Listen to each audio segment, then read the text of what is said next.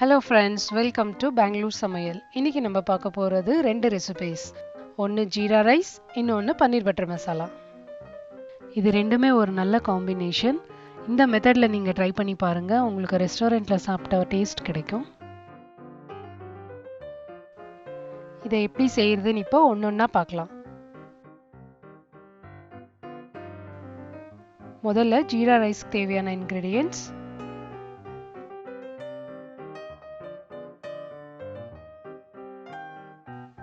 அடுத்ததா பன்னீர் பட்டர் மசாலாக்கு தேவையான இன்கிரிடியன்ட்ஸ்.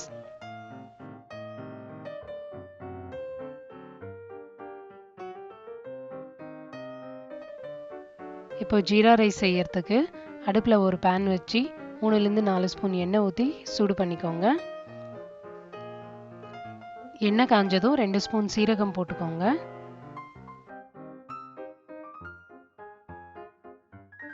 சீரகம் நல்லா பொரிஞ்சு வந்ததும் அரிஞ்சு வச்சிருக்கிற வெங்காயம் அப்புறம் பச்சை மிளகாய் சேர்த்துக்கோங்க. இதில் கொஞ்சமாக உப்பு போட்டுக்கோங்க, அப்போ வெங்காயம் சீக்கிரமாக வதங்கிடும். இது பாதி வதங்கினதும் பச்சை பட்டாணி சேர்த்துக்கோங்க. எல்லாம் நல்லா பொன்னிறமாக வதங்கி வந்ததும் கழுவி அரை மணி நேரம் ஊற வச்சுருக்கோம் இல்லைங்களா பாஸ்மதி அரிசி, அதை சேர்த்துக்கோங்க. சேர்த்துட்டு கொஞ்ச நேரம் கலந்து விட்டுருங்க. அப்புறமா 1.5 கப் அரிசிக்கு 3 கப் தண்ணி ஊற்றிக்கோங்க. அப்புறம் இதுக்கு தேவையான அளவுக்கு உப்பு போட்டு மூடி வச்சிடுங்க.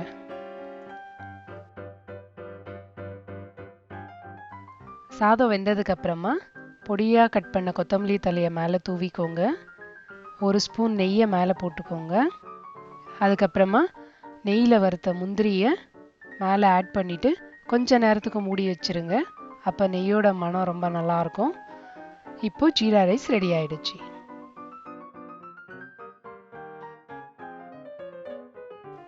அடுத்ததா பன்னீர் பட்டர் மசாலா செய்யறதுக்கு ஒரு பேனில் மிளகு சோம்பு போட்டு எண்ணெயில் வறுத்துக்கோங்க.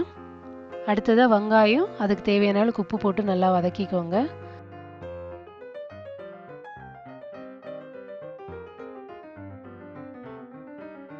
வெங்காயம் நல்லா வதங்கி வந்ததும் இஞ்சி பூண்டு பேஸ்ட் போட்டு வதக்கிக்கோங்க. பேஸ்ட் நல்லா வதங்கி பச்சை வாசனை போனதும் நம்ம அரிஞ்சு வச்ச தக்காளியை சேர்த்து வதக்கிக்கோங்க. இப்போ கொஞ்ச நேரம் மூடி வச்சிடலாம், தக்காளி நல்லா வதங்கட்டும். இப்போ நல்லா வதங்கி சுருண்டு வந்திருக்கு. இதை ஆற வச்சு மிக்சியில் போட்டு நல்லா ஃபைன் பேஸ்ட்டாக அரைச்சி தனியாக வச்சுக்கோங்க. ஒரு பேன் வச்சு அதில் கொஞ்சமாக பட்டர் போட்டு சூடு பண்ணிக்கோங்க. பட்டர் நல்லா மெல்ட் ஆனதும் அதில் கஸ்தூரி மேத்தியை கசக்கி போட்டுக்கோங்க. அடுத்ததாக 2 ஸ்பூன் மிளகாத்தூள் போட்டு நல்லா கலந்து விட்டுருங்க. இது கருகிடாமல் பார்த்துக்கோங்க. இதுதான் பட்டர் மசாலாவுக்கு நல்ல கலர் கொடுக்கும். அடுத்ததாக நம்ம அரைச்சி வச்ச ஃபைன் பேஸ்ட்டை இதில் சேர்த்துக்கலாம். சேர்த்துட்டு நல்லா கலந்து விட்டுருங்க.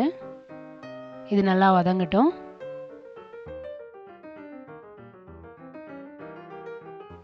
அடுத்ததா தனியாத்தூள் போட்டு கலந்துக்கோங்க.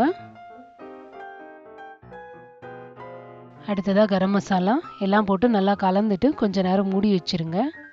இது வதங்க கொஞ்சம் டைம் எடுக்கும், நல்லா வதங்கி வரட்டும். கொஞ்ச நேரம் கழிச்சு பார்த்தீங்கன்னா இந்த மாதிரி நல்லா வதங்கி வந்திருக்கும், எண்ணெய் பிரிஞ்சிருக்கும். கிரேவியோட கலர் பார்த்தீங்கன்னா மாறி இருக்கும். இதுதான் கரெக்டான ஸ்டேஜ். இந்த ஸ்டேஜில் கொஞ்சமாக க்ரீம் ஆட் பண்ணிக்கோங்க. நீங்கள் க்ரீம் இல்லைன்னா கூட பரவாயில்ல, அதுக்கு பதிலாக ஒரு 1/4 கப் அளவுக்கு பாலை சுண்ட காய்ச்சி கூட சேர்த்துக்கலாம். இப்போது தேவையான அளவுக்கு தண்ணி ஊற்றிக்கலாம். இது கொதிக்கட்டும். அடுத்ததாக இன்னொரு பேனில் கொஞ்சமாக வெண்ணெய் போட்டு சூடு பண்ணிவிட்டு இந்த மாதிரி க்யூப் சைஸாக வெட்டி வச்ச வெங்காயம் அப்புறம் கேப்சிகம் ரெண்டுத்தையும் போட்டு நல்லா வதக்கிக்கோங்க. கொஞ்சமாக உப்பு சேர்த்துக்கோங்க. இதை நம்ம கிரேவியில் லாஸ்ட்டாக ஆட் பண்ண போகிறோம்.